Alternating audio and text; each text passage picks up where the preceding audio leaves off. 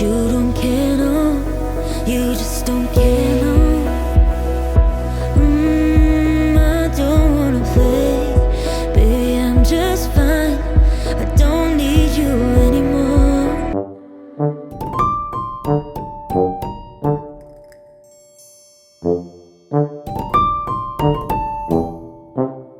For content information and the link to the written version of this video, please check the description below. This is the 13th chapter of my story, A Doughnut from Cakeopia. It's the first chapter of Serving 2 of A Doughnut from Cakeopia, and it's titled, That Was Rather Dramatic. I don't want to take too long getting to the story because it is quite a long chapter, but if you would like to support me, please consider checking out my links in the description below, where you'll find my Cash App, GoFundMe, and the link to my Twitters, my personal Twitter and my channel Twitter, where you'll also be able to use the tip jar to directly donate to my channel. This really helps me out with my transition costs, and I'm also struggling to afford my rent this month, so that money would really help go towards that. Of course you don't have to, but it would be, really helpful. So yeah, anyway, let's get right into this chapter because we've got a lot to get through, and I'm excited. For the first hour, the trek seemed fun. SJ and Beedee occupied each other with jokes and mini races. After 2 hours, the pair were done. They had left early in the morning, but the journey to the next settlement was apparently an entire day's walk. That's 24 hours of non-stop walking. SJ's little legs threatened to fail on him if he didn't take a rest. The journey so far was nothing but fields, grass upon grass, the odd hill, the occasional grouping of trees. Nothing of value. Nowhere to sleep, unless of course they wanted to sleep in the open. They came to an agreement that they would continue to walk until they found a decent enough place to rest. It felt like that place would never arrive. "How long have we been walking?" SJ complained, looking down at his leather shoes, which felt like bricks weighing him down. "I'm not sure," Beedee began. "The sun isn't at its highest yet, so it's not midday. I would say maybe 4 hours at the most." SJ looked over at Beedee and sighed. "That's 20 more hours we have to make. Are you sure it's worth it?" Beedee looked back at her friend, who was lagging behind, but continued walking. "I hope so. I would love to meet my Aunt Maddie and my cousins. They are victims in all of this as well. It'd be nice to tell them that they are finally free." SJ nodded to himself. "Hang on," he exclaimed as Beedee looked back curiously. "When we spoke to Granny Eccles, didn't she mention you had another sister?" Beedee froze in place, thinking back to the conversation that had been had a couple of weeks ago. "Oh yeah, Chiffon," Beedee sighed to herself. "What happened to her?" SJ asked curiously. "I don't remember seeing her at the party." In truth, Beedee had no idea where her older sister was. She couldn't even remember seeing her in her flashbacks from when she was unconscious. "All I know is she was well loved by Mother. Her air and pride and joy. She didn't live in the mansion with us and wouldn't really come round unless you wanted something," Beedee tutted under her breath. "I don't think we ever said more than hello to each other, so it's no surprise she didn't show up to my pa." Beedee stood still, and all she could hear was the sounds of the people screaming at the party. The screams engulfed her and trapped her in place. "Beedee?" SJ asked, concerned, shaking Beedee out of her trance. "Sorry, I can't remember what I was saying." SJ nodded, and the two continued onwards. It was around 6 hours in when they found a place to lay down. It was a small cave in a hill. The inside was empty and cold, making the pair shiver, but nonetheless they entered just happy to rest their heads. "Are you okay?"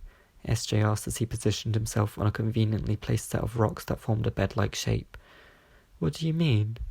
Beedee replied with a stretch, looking for a similar formation of rocks. "We haven't really talked about what happened last week, and when you were going to mention it earlier, you froze." Beedee sighed as she found a large rock which looked good enough to sleep on. "There isn't much to talk about. It happened, we survived." SJ wasn't satisfied with the answer, but he didn't want to push his friend, so instead replied with, "Have a good rest. We still have a lot of walking to do." "You ungrateful brat," Beedee sat up with a jolt, looking for the source of the words. She knew she was in the cave, but it didn't feel like it, and SJ was nowhere to be seen. "After all I did for you." Beedee snapped her head round to face the back of the cave where a figure lurked in the dark. "Who are you?" she asked, standing her ground. "Who am I?" The figure stepped into Beedee's candlelight. It was Victoria. Some distant part of Beedee knew what she was seeing wasn't real, but it certainly felt real enough. "I take you in, give you a home, and now look at you, cowering in a cave, trying to escape what you've done." Victoria glared blankly into her daughter's eyes. "It wasn't my fault, you pushed me." Beedee defended herself. "Pushed you? Is that what you think happened?" Victoria laughed wickedly. "Come now, you know that wasn't the case. You planned to expire me from the beginning. The opportunity arose and you took it." Beedee shook her head. "No, that's not what happened." She turned away from her mother, trying to avoid her vacant eyes, but no matter where she turned, she could still see them. "That's not what the Doughnut thinks." Victoria smiled to herself. "He knows you're guilty. Why else do you think he tagged along but to keep an eye on you and ensure you didn't do anything reckless? Like, oh, I don't know, expire over 50 people?" Beedee grabbed either side of her head, trying to claw out the image of her mother. "SJ cares about me," she cried. "You can't hurt me anymore," she pleaded. "Oh, birthday. I may have expired out there, but in here, I exist as clear as the nose on your face. As long as you hide what you've done, here I will stay." Beedee slowly removed her hands and turned to Victoria, who shifted in and out of focus. "Get out of my head!" she screamed at the vision of her mother. "Can't and won't," Victoria shrugged.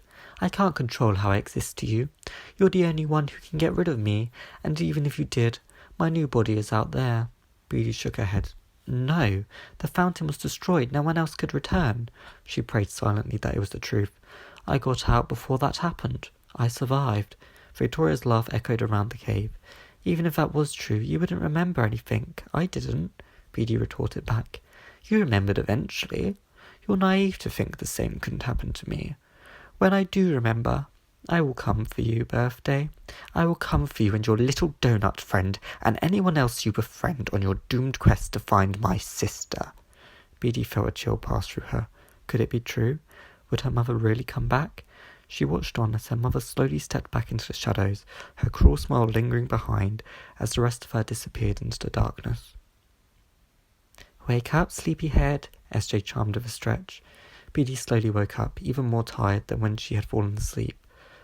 "What time is it?" she asked, yawning. SJ shrugged. "How am I to know? It's best to keep going. We will be there by early morning if we walk overnight." Beedee shook her head in disbelief. "Overnight? Did we not just sleep through the night?" She looked out of the cave to see the early signs of sunset appearing in the distance. "What kind of person sleeps in the day and walks at night?" SJ laughed. "We were shattered in our defence. We had walked 6 hours non-stop." Beedee nodded and huffed before storming out the cave. "Come on then," she called back to SJ, who was slowly lagging behind. He looked down at his hand and was nervous to find more sugar had disappeared, the patch reaching the edge of his wrist now. That was an entire hand void of sugar. He wasn't sure why, but it unsettled him, and he knew he needed to hide it from Beedee, so as not to add any more stress she may or may not be experiencing. By the 13th hour of walking, the pair were drained once again. They had almost run out of things to talk about, and so decided to rest their voices. This made the night uncomfortable, for no one wants to feel alone in the dark.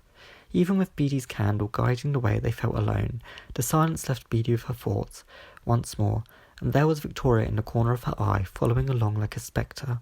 She wanted nothing more than to scream at the woman, but she knew she wasn't really there, and that it would just alarm SJ to hear her in such a frenzy. So she took a deep breath and walked and walked and walked until her legs felt like they could walk no longer. By now the pair just must have been walking for a further 8 hours, and the legs were done. "Just 10 more hours to go," SJ called from the back. "At least I think so." Beedee collapsed to her knees and landed on a wet piece of land. Using her candle, she looked for where the water may have come from. There had been no rain, so it wasn't that. Her eyes fell on the outline of what looked like a river. "A river?" She wiped her eyes. "A river!" she screamed with excitement. "That river must lead directly to the settlement," SJ pondered. Do you know how to swim, SJ? Beedee laughed and turned to see SJ shake its head. She thought for a long moment before searching for some materials to build a raft. After a fair amount of time, the materials had been gathered, and the pair worked together to bind some pieces of wood together to build a flat raft. Thankfully, it held both of their weight. Their light, spongy and doughy skin wasn't enough to tip the raft over, and using some sticks either side, they pushed themselves through the water. The journey was so much quicker by water. It had only taken 5 hours instead of 10, half the time, due to the rushing of the water. They approached the outskirts of a towering forest and looked at each other nervously. The river began to widen out, and soon the riverbed could be seen as the raft began to rock into the stones and grind to a halt. This is where the pair stepped off and onto dry land. They felt far more refreshed and relaxed from taking it easy sitting on the raft. Their arms were tired, but it was a small price to pay to see the beauty of the sunrise making its way through the trees. If we follow this stream, I'm sure we will arrive at the settlement in no time, Beedee noted. So the pair continued walking along the stream, proud of just how far they had come. Hiss! What was that? SJ panicked. Hiss! There it is again. He stood back trying to look around the surrounding area. I heard it too. You're not hearing things, Beedee promised. Now she too was looking around for the origin of the sound. A small lime green head could be seen poking itself out of the bush. What is that? SJ whispered nervously. The head opens its lips just a small amount and again, hiss. Oh, I'm sure it's harmless, Beedee tried convincing SJ as she reached down to grab a stick.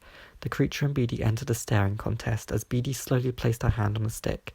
Neither refused to unlock eyes as the creature leapt out of the bush, sending itself soaring right for Beedee's face. She screamed as she battered it away with her stick. With such force it smashed into a tree and broke into several blobs of gelatinous mass. Gross, SJ added unhelpfully. Beedee rolled her eyes before watching in fascination as the small blobs wiggled and stretched themselves into smaller versions of the creature that had attacked them. The little green worm-like creatures ignored the pair and slithered off into the forest. Well, that was a relief. Now we know to just whack and splat, Beedee laughed to herself. As the pair got deeper into the trees, they began to feel more lost. A few slithering gelatin snakes had been seen along the way, but they seemed wiser to stay away from the pair. Perhaps they had some way to communicate with each other telepathically. Before long, another rustle could be heard from a bush. Not wanting to take any chances, SJ also reached down to grab a stick to fend for himself.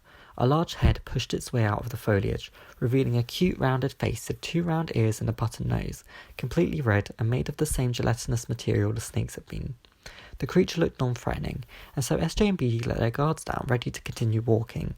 SJ placed a hand to his chest with a sigh of relief, only to feel something sticky on his shoulder. He turned his head and screamed to see a large orange and red gelatin spider making itself at home. SJ screamed, startling the gelatin bear. He knocked the spider off of his shoulder and ran into Beedee cowering in fear. Beedee didn't pay much attention. She was busy keeping an eye on the bear, whose stance appeared to change after being startled. The bear slowly crawled out of the foliage on its 4 stumpy limbs before pushing itself up into a sitting position. Its stumpy arms began morphing into 4 razor-sharp claws, and its cute face changed to show razor-sharp teeth filling its gummy mouth. The bear growled as it charged for the pair. Beedee leapt out of the way and rolled along the floor, singeing a few leaves with her flame. Luckily, each time she did, she rolled over them, putting out what could have been another disastrous fire. SJ wasn't quite so lucky. The bear was now atop him, holding him down beneath its weight, trying to claw at his face. Beedee stood too quickly and felt lightheaded as she tried composing herself and making her way to stop the bear from expiring her friend. In her bout of dizziness, she swore she saw something move out of the corner of her eye. In a blur, as her eyes readjusted and focused, she could indeed see the shape of a person as it jabbed something long and sharp into the bear's back, causing gelatin to explode all over SJ as he lay underneath, panting heavily. If you're enjoying this chapter, please consider checking out my Patreon, which is also linked in the description below. For just £1 or your currency's equivalent of £1, you'll be able to see all of my videos a day before they're released. This video wasn't released the day before because it's so long and I just really wanted to get out there. But yeah, all my other videos will be released the day before and you can check them out on my Patreon. You can also find my Patreon in the tip jar on either of my Twitter handles. Thank you so much for your support, And let's get right back into the story. That was rather dramatic. The person laughed, offering SJ a sticky red hand before thinking better of it and offering the end of their umbrella instead. SJ stood in shock and thanked the person for saving his life. Who are you? Beedee asked curiously, taking in the strange appearance of the person. They call me Toffee. Toffee Apple, to be exact. Who might you two be, then? She smiled through a mouth that had a tear away from its sticky coating, leaving strings of toffee connecting their lips. I'm SJ, Toffee Apple gasped. You don't say. AP has told me all about you. SJ looked over to Beedee in confusion. You do know apple pie, do you not? Toffee asked, fearing she had made a mistake. Yes, I know Apple. We are friends. Toffee beamed with joy. I thought as much. I used to talk with the pie man when I would arrive at the city hall. Beedee snapped her fingers in realization. You are the person from the other side of the wall, the one who would communicate with Apple Pie as he... Beedee narrowed her eyes cautiously, looked for help. Toffee appeared to really acknowledge Beedee's presence for the first time. Sorry, who are you? Toffee asked, confused. Beedee. Beedee smiled, finally having the opportunity to introduce herself by her new name. Badum, Toffee replied as Beedee shook her head in confusion. Badee, badum, badoo-badoo. Toffee laughed to herself. Are you a jazz player? She asked Beedee with an intrigued smile. No, Beedee replied with caution. Was a jazz player? Toffee gasped before seemingly remembering something. That's right. You've been locked inside a wall for 2 centuries. How did you escape, might I ask? Both SJ and Beedee took turns explaining the story of how their plan to take down Victoria failed, and how a huge fire had occurred, burning down the mansion and freeing what they now called the Cakeopians. Toffee is deeply intrigued by this, and asked why they were now here. We are looking for my Aunt Maddie. We believe she may have gone this way with the cookie people. Toffee shook her head. Well, I don't know about any cookie people. Perhaps there's something about them in the town records. We just need to go to the mayor's office. Beedee thought about this answer and nodded with approval. Toffee linked arms with SJ and smiled as he uncomfortably began chaperoning the woman. Toffee used her umbrella as a walking aid, and it became apparent that she had some sort of leg problem. I like your umbrella, SJ stated warmly, hoping it would lead into a conversation about the leg and satisfy his curiosity. Thank you. I made it with my own stick.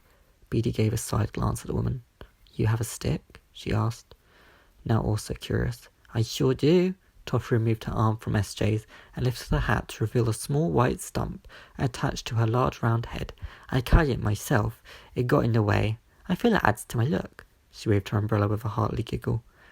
And you walk all the way to the wall with your bad leg? SJ asked without thinking, earning a glare from Beedee, but Toffee just laughed it off. Why, yes, I am well accustomed to the journey. I have a bad leg because, well, I assume my stick wasn't actually a part of my body, more of an accessory. She sighed. Hurt like heck cutting it off. Caused some problems in my core, if you know what I mean, she whispered through the side of her mouth, which sounded more like a mumble as the toffee had less space to part. Anyway, couldn't have done it, but I did. Now I have my umbrella and my bad leg, and here we are. SJ had to do a double take at how out of the blue Toffee had said it. As SJ and Beedee looked on, they were confused to see they were now on a dirty street surrounded by a few people coughing into tissues in front of old, worn-down buildings. Where are we? SJ asked in shock. Even his old Tudor home didn't look this bad, and these homes couldn't have been older than the last century. This is the Softers, where all the soft candies live. Treated like animals they are. The reasoning behind it is they look like what the animals are made of, so they themselves must be animals. Of course, I don't think it's right, but it is what it is. Beedee was disgusted by what she was seeing, and turned to look away, back to the forest where her mother stood smiling near a tree. Victoria would have loved to see this, all the people below her living in cramped housing in their own filth, and made Beedee shudder. Keep close to me now, my baked goodies. They'll steal from you if given the chance. Beedee scoffed, and SJ laughed uneasily, looking around to see soft eyes watching him as he walked on. He had no valuable possessions aside from his jacket, which he grabbed with his free hand after Toffee slotted her arm back under his. Of course it's not their fault, Toffee continued as they walked along the cobbled street. They didn't ask to be squishy and soft, or in poverty, but this is the world we live in. I'm sure Apple Pie mentioned we had our own problems, and thus we couldn't help. SJ nodded, vaguely remembering his friend saying something along those lines. Well, you're looking at them. As they turned a street corner, they were surprised to see a large wooden box sitting there untouched with the words Floss's Fortunes painted on the side in faded pink writing. Curious at the little booth, Beedee wandered over, followed behind by SJ and Toffee. A woman made of strange light pink material sat watching on. Bored, her pink eyes lit up when she saw what looked like customers. Ah, welcome to Floss's Fortunes. I'm Candy Floss, but yous can call me Floss. Can I interest you new faces to a reading today? Candy Floss smiled. Oh, Floss, business really that bad? Toffee smiled sympathetically. Well, the folk around here already know their fortune and future. No harm in telling some newcomers. Floss motioned for Beedee to step forwards and enticed her to lay her palm flat. She then gave a look to Toffee, who rolled her eyes and placed a small golden coin in the palm of Floss's hand. Floss pulled a long, thin pink thread from her own hand and placed it on Beedee's palm, watching closely as it dissolved into her cakey skin. Beedee watched on in amazement as a thin pink light emanated from inside her hand. I see for you, your cold warm in your heart and ease in your mind. The pink light vanished and Beedee was left stunned by just how quick the reading had been. Floss encouraged SJ to step forwards, and SJ reached out his palm as Toffee parted with another gold coin. He looked at his sugar-free palm and quickly swapped it for the other one, hoping nobody had noticed. Beedee did, but did nothing more than look on skeptically. Again, a pink thread was placed on SJ's palm, dissolving into his skin, but this time, instead of a pink light, it grew dark and murky, giving off a sense of dread. I'm sorry, I can't do this. Floss looked away as a tear dripped onto her cheek, dissolving some of her sugar before it reformed. What's wrong? Please, tell me, SJ asked, naturally concerned. Floss nodded and leaned over to SJ, whispering in his ear. If you don't get help soon, expiration is all I see in your future. SJ stepped back in shock, but was quickly eased when Toffee placed her arm back in his support. Knowing others were there put his mind at ease. They thanked Floss for her time and continued walking through the grim streets. Around 4 streets down, things began looking brighter. The houses looked cleaner, and for the most part the people looked happier. Morning, Toffee, a man called over with a fake smile whilst he delivered a letter to a woman in her nightgown. Good morning, Humbug. Any for me in there? Toffee called back, only to get a shrug from Humbug. How am I to know? SJ and Beedee looked at each other awkwardly. That's Humbug. He's always in a bad mood. Things aren't going well at home. His wife is planning to leave him for another woman. Quite a scandal. But then again, it does make more sense for Lemon Drop to be with someone a little more zesty. Beedee shrugged. Whatever makes her feel happy, I guess. I hope he finds someone as well. Do you have someone, Toffee? She asked curiously. Me? Oh, no. I gave up on love years ago. No one would love an old fruit like me. There isn't really anyone of my kind here. Toffee looked sad. You see, here, if you look too similar your family, and if you're too far removed or a different species, makes finding love difficult. What about you two? Any sweet romances? SJ shook his head. I came close to love once, but he was taken from me before anything could really blossom. Beedee sighed. Cinnamon Bun was his name. SJ placed a comforting hand on his friend's shoulder and felt a pang of regret for reprimanding Cinna when he confessed his feelings for Beedee. Seeing him expire the way he did was traumatic enough for anyone. It must have been harder for Beedee, who actually held him as he went. Well, I'm sorry to hear that, Beedee, my dear. Here we are at the office. SJ wasn't sure he would ever get used to how at ease Toffee was when it came to changing the subject. They now stood before a grand white building, which was small but pristine. It was clear and well maintained to the outside, and most likely the inside too. The interior was grand, with portraits along the left wall featuring colourful people wearing large gold chains. A man wearing a suit and shades looked over at the 3 visitors and lowered his glasses to get a clearer look. Who are you?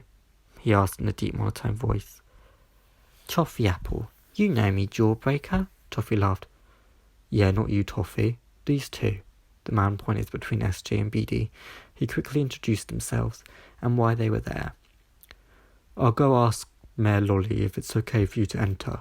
Jawbreaker turned and walked into the room at the end of the hall. Don't mind him. He hasn't found his centre yet. Beedee and SJ ignored Toffee's comments and waited patiently for Jawbreaker to return. No! Get them out of here! A woman could be heard screaming from inside the room. A brief moment later, she appeared to calm down and poked her rainbow face around a doorframe. I'm ever so sorry, but I don't need to be dealing with a couple of cakes. Not whilst there's a would-be assassin out there. Try the museum. Mayor Lolly sung before slamming the door, closing Jawbreaker out. SJ? Beedee exclaimed, regaining her breath after losing it briefly from the shock of the slam. What have we just walked into? Whew. So that was chapter 13 of Identifying Cakeopia. I hope you really enjoyed it, because I certainly did, and I can't wait to see what happens next.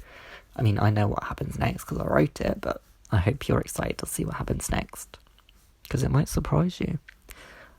So if you like this story, please consider subscribing to see more content like this on my channel.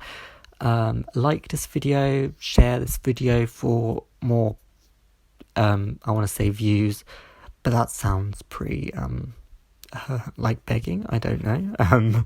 Yeah, no, actually, no, I'm going to own it. Share this video so I can get more views. Thank you very much. Also, don't forget to comment your thoughts on this video if you have any thoughts and what you think might happen next. My next subscriber goal is 525 subscribers. Hopefully we can make it. I know that we've reached all of our goals last time, so I think we can make it. And I will see you all in the next video, which will be up really soon. So, bye!